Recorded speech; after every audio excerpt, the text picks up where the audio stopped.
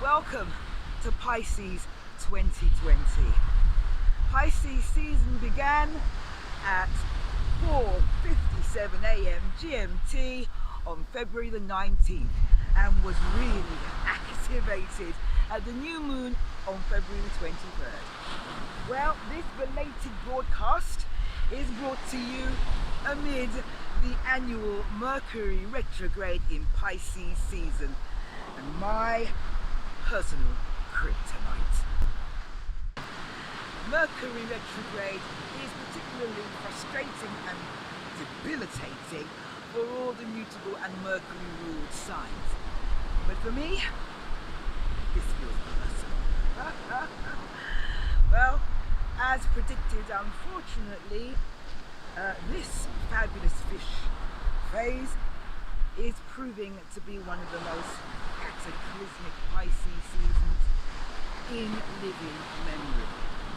And before Storm Jorge whips me into the sea, I think we better take this conversation on dry land. Follow me. You're turning me on. You're turning me on. The feeling was gone now, baby, yeah.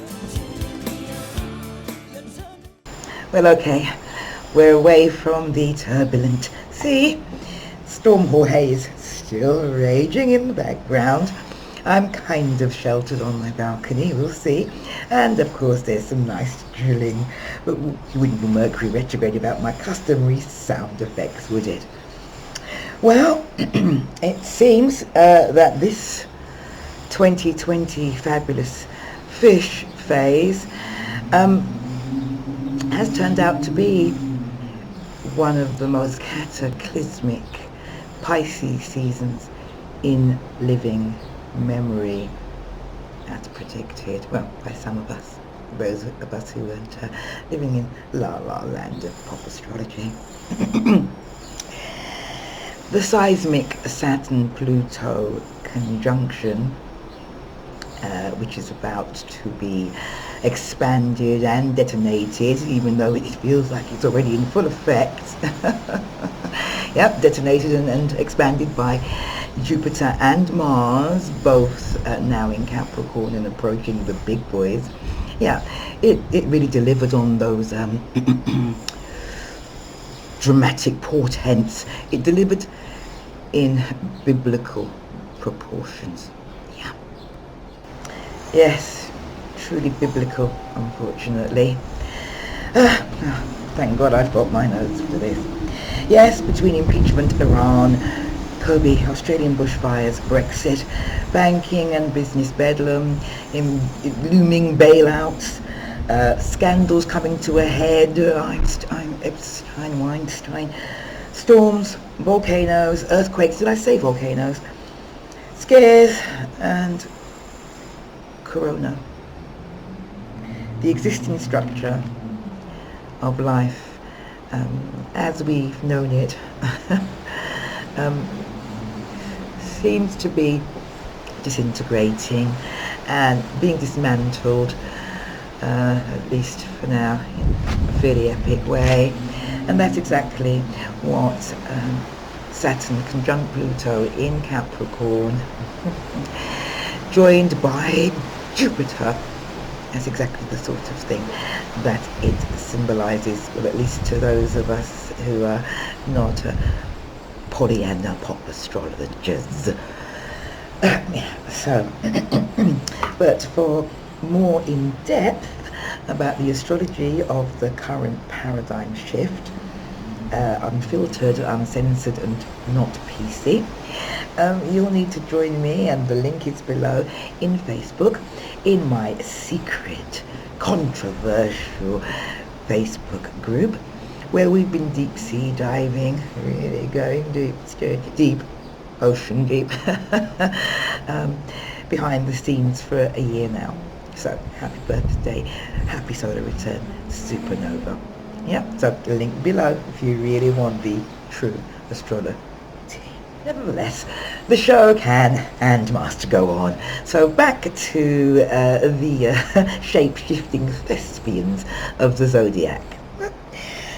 Pisces is the oldest and most elusive of the emotive water signs, the most flexible and fluid of the mutable signs, and our final and most fascinating encounter with the lens of feelings, the lens of emotion, where we process our experiences via how we feel about them. Yeah, I got it all out. Woo! You got blown away. Ooh, ooh, ooh. Yes, Pisces is the wise old mystic of the zodiac at the very end of the cycle of life, the life cycle, the zodiacal. And having passed through the fiery self-assertion first spark of Aries, and come all the way down through to the humanitarian idealism of Aquarius. Well, supposedly. Your motto? I believe, transcend, and cement my sainthood by saving the world with my creative brilliance. Your symbol? A pair of silvery fish bound together by a silvery cord, swimming in opposite directions, which for me symbolizes infinity, completion, having come full circle from birth to death. Yeah, we're not talking about the Pluto birth and death. No. We're talking about completion. Okay, your ruler. The transcendent, perplexing, I just don't want my words to lose me, the perplexing, transcendent, nebulous Neptune, aka Poseidon. Yes, another one of those gods that I suspect has been masculinized by the Greeks, yes, from a previous feminine incarnation. I mean, obviously, the Pisces is so receptive and passive, such a gentle energy, supposedly, yeah. But never mind about that. Yes, I've spoken many times about how the gods were masculinized when we entered the patriarchal age. Okay, yes. This complicated and contrary ruler who presides over a mixed bag, Neptune's like a box of chocolates. You never know what you're going to get till it bites you. Yes, the collective unconscious, dreams, visions, nightmares, ancestry, inheritance, sacrifice, redemption, self-sacrifice, redemption, suffering, healing, hospitals, prisons, chaos, oh dear, peace, imagination, illusion, delusion, and glamour. Yeah, it's complicated. Yeah, do you like, this was my attempt, and earlier on the beachfront, this is my attempt at being a glamour mermaid, for what it's worth. Okay, as I hope you appreciate it, Pisces and everyone else.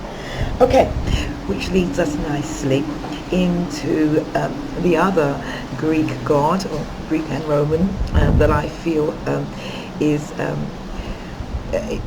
embodies the Pisces motif, and that is, of course, Dionysus, aka Bacchus. Yes, that's a messianic savior god who had a very, very naughty side. The ruler of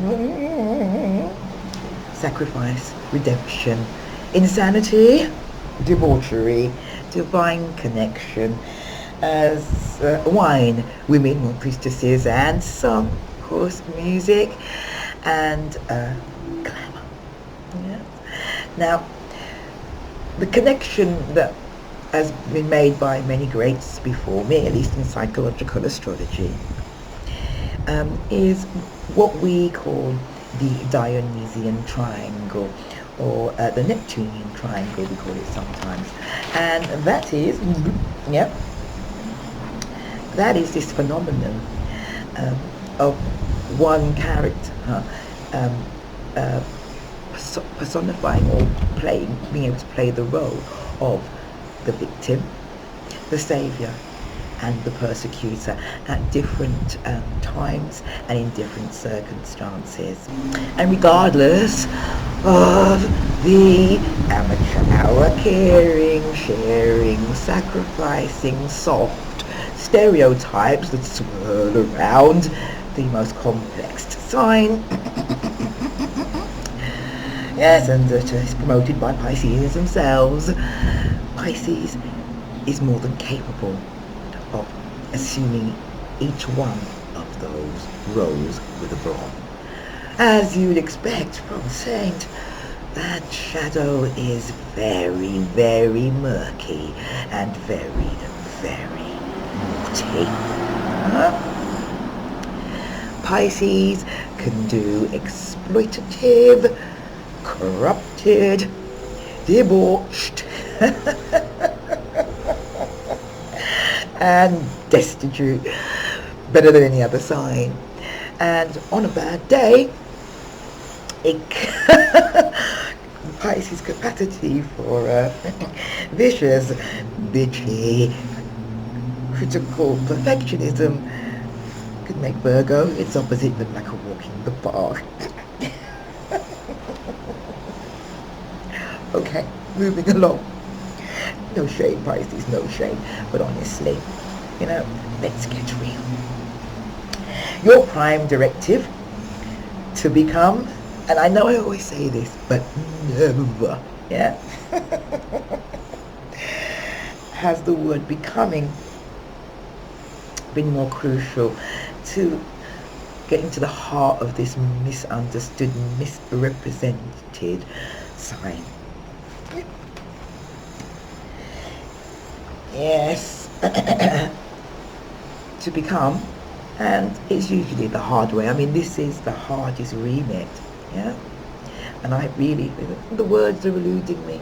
I need to be anchored by my nerves, and to become, props to the fishes that make the valiant effort to become a genuine, multi-talented, multifaceted magical mystic, accepted and revered, or even worshipped, for your compassion, connection, wisdom, and ability to uplift and save souls with your caring and creative brilliance.